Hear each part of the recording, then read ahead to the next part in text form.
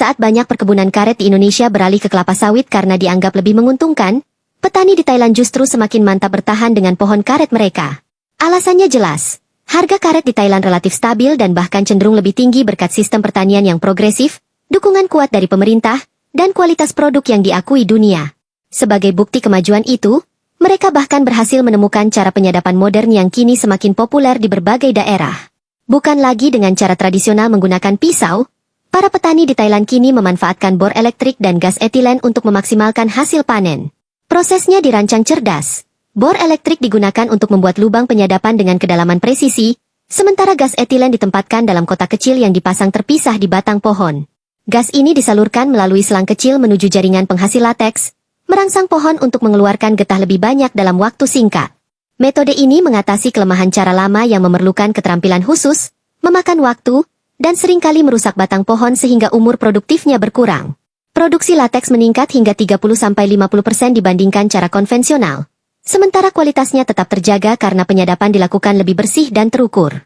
Banyak perkebunan besar di Thailand bahkan mengombinasikannya dengan sistem pengumpulan otomatis.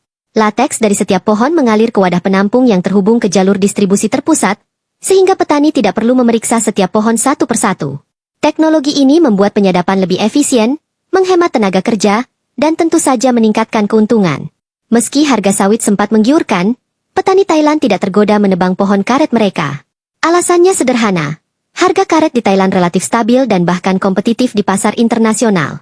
Faktor ini tak lepas dari kualitas karet yang dihasilkan, teknologi penyadapan modern, dan dukungan pemerintah yang solid.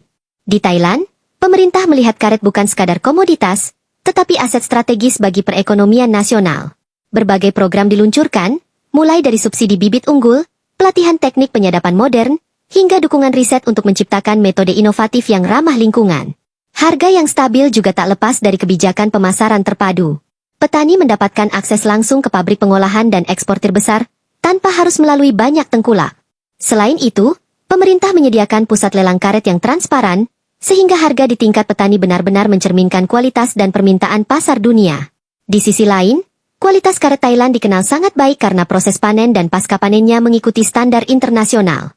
Getah yang dihasilkan bersih, kadar airnya rendah, dan bebas dari kotoran. Hal ini membuat karet Thailand diminati oleh berbagai industri, mulai dari pabrik ban di Jepang, manufaktur otomotif di Eropa, hingga produsen sarung tangan medis di Amerika Serikat. Permintaan global yang tinggi inilah yang memastikan harga karet tetap kompetitif meskipun pasar komoditas lain berfluktuasi. Kombinasi teknologi modern, kualitas unggul, jaringan pasar global, dan kebijakan pemerintah yang pro petani membuat masyarakat Thailand percaya bahwa karet masih memiliki masa depan cerah. Bahkan, kini semakin banyak generasi muda yang melihat perkebunan karet sebagai sektor modern yang menjanjikan, bukan sekadar warisan lama dari orang tua mereka.